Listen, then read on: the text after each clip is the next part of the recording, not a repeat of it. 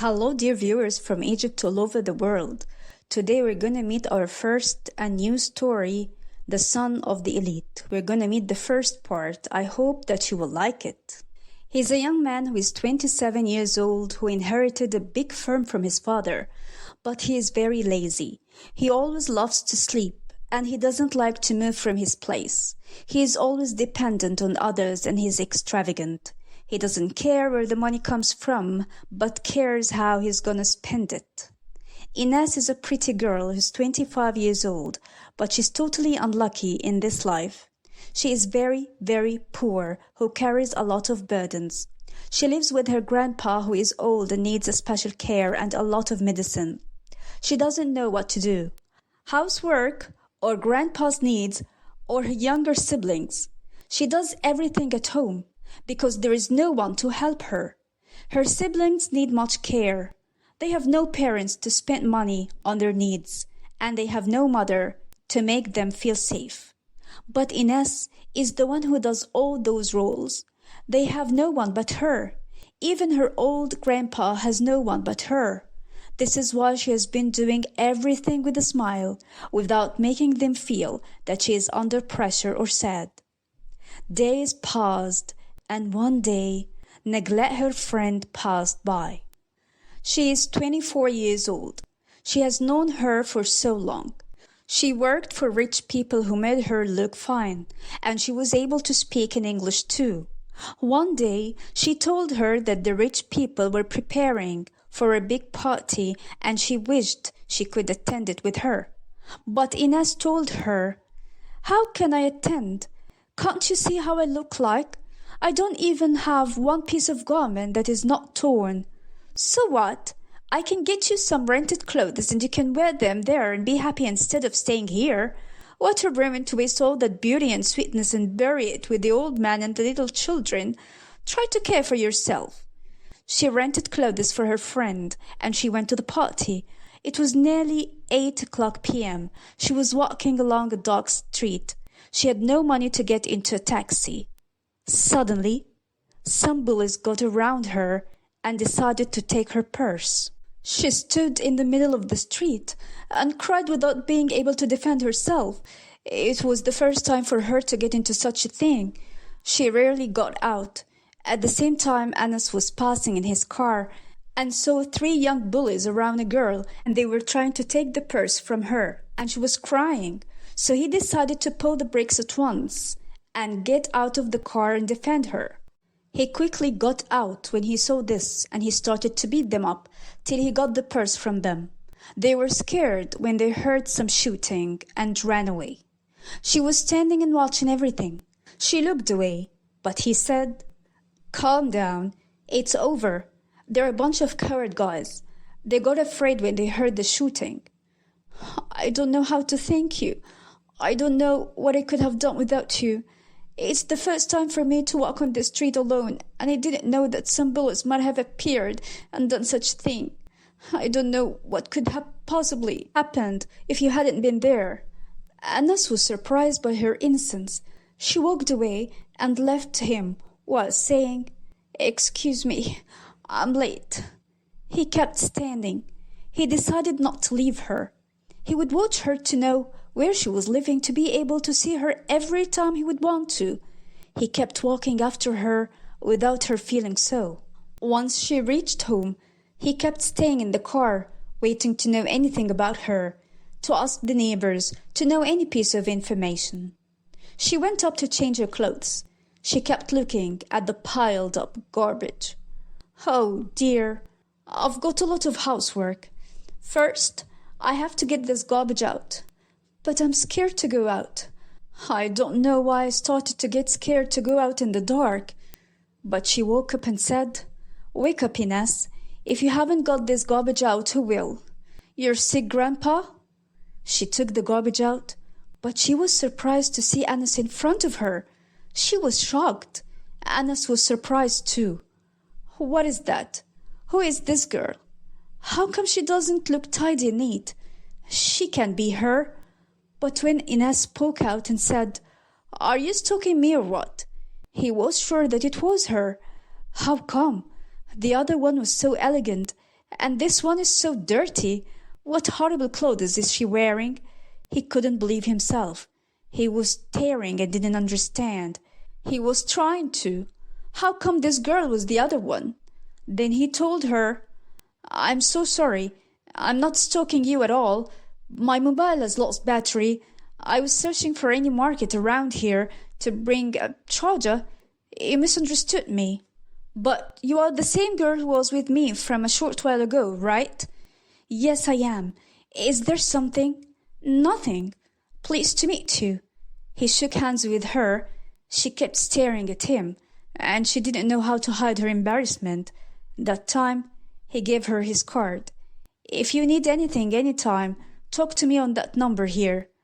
I don't think I will need anything from you unless I go out and some bullies gather around me. Then you will be the first one whom I'll talk to. The following day, Anas went to the firm, which was his responsibility, but he couldn't focus. He kept talking during the meeting like a fool. He couldn't gather his ideas. Whenever he started to talk, the image of that girl popped up. He was bedazzled and wanted to know what her story was and what made her look like that. Nagla, Ina's friend, came and said to her, What is it, girl? I waited for you too long. Why didn't you show up at the party? It was fabulous. There was too much food. You would have got crazy. I'm unlucky, I know. I never have any lucky days. I got dressed. You would tell me that the children got up or your grandpa told you not to go out as he was sick. Hey, girl, I told you to care for yourself a bit. No, dear, this isn't what happened. Some bullies showed up and pulled the purse from me. The surprise was that somebody came from nowhere and defended me. I don't know if he hadn't been there what they could have done to me. They kept laughing. At that time, Anas has returned home, and he kept thinking of Ines. She was a very pretty girl, so elegant and sweet. Suddenly, she got transformed into a different girl.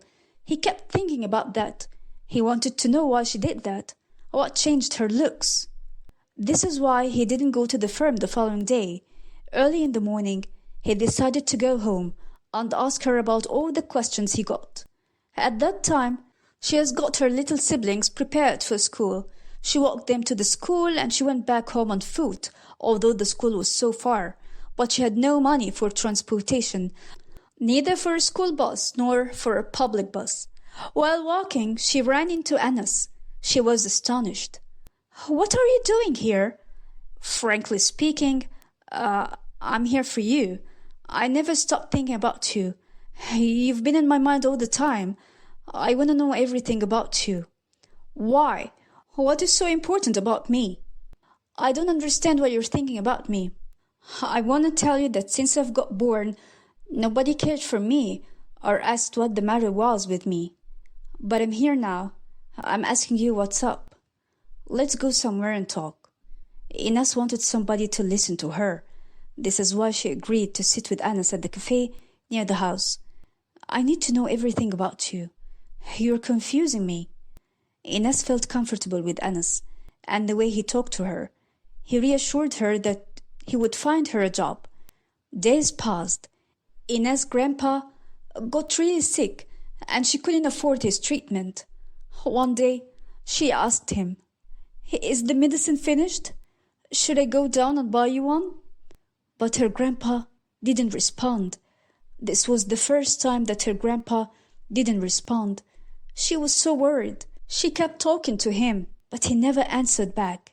Suddenly, she found him dead. Yes, Ina's grandpa was dead. He died and took the burden of his expenses off her shoulder. But Ines was not happy. On the contrary, she felt that the one who protected and supported her was gone. This is why she became psychologically really bad after his death, and she felt she was alone in life. The one who was with her for better or worse was her friend Nagla. She didn't leave her once. She was by her side, especially in that condition, because Ines was too weak. At the same time, Anas was thinking of Ines. He always thought about her, and he didn't know why he was thinking that much about her. She is just a girl and not anymore. She was very, very poor on the poverty line. But why she? One day, a worker who was working at his house came to him and said, "Son, my health has become so weak. I can't afford working at home. If you allow me, I would like to take my salary and leave. I'm so sorry, son. If you'd like me to find you someone else, I wouldn't mind." But at this time, Anas was so pleased and said, "No, no, don't worry. I will give you your salary and the bonus. I will keep my promise. I can't believe it. You don't need any help anymore. I can bring you my daughter. Thank you so much, Mr. Said. I know someone whom I can hire. Thank you so much for your sincere dedication all the time. See you." After a while, he kept thinking that this was the right time to ask Inas to work at home and be his servant at the same time, to take care of his food, drink, cleanliness of the house, and everything. Why not? He went to the company and decided that after finishing work, he would go to Inas and make her happy with that news. But he was so hesitant. Is it possible that she would work for him as a servant?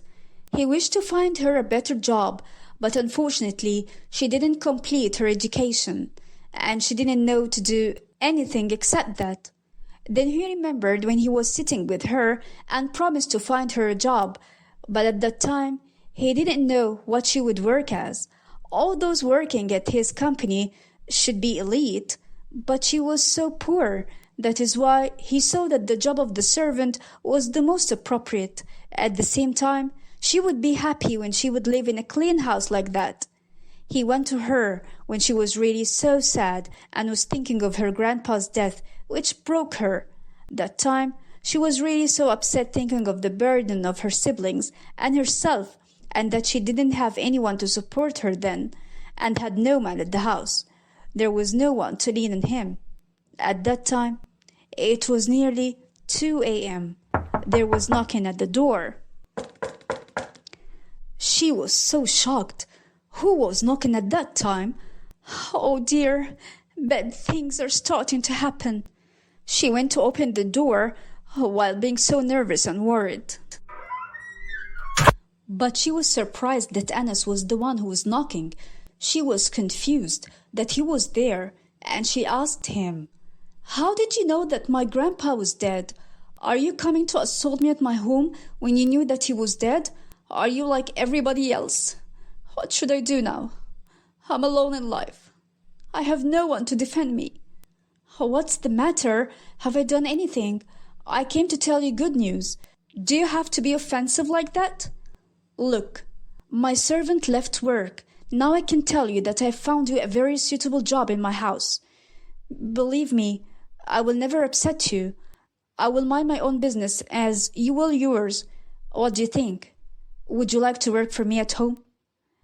"Do you mean that you live there alone and I will come and stay with you there and will be alone? How come? Of course not. I don't agree. This job is not appropriate for me at all. Find something else." "Look, this job is the only one available right now for your condition. Think and tell me.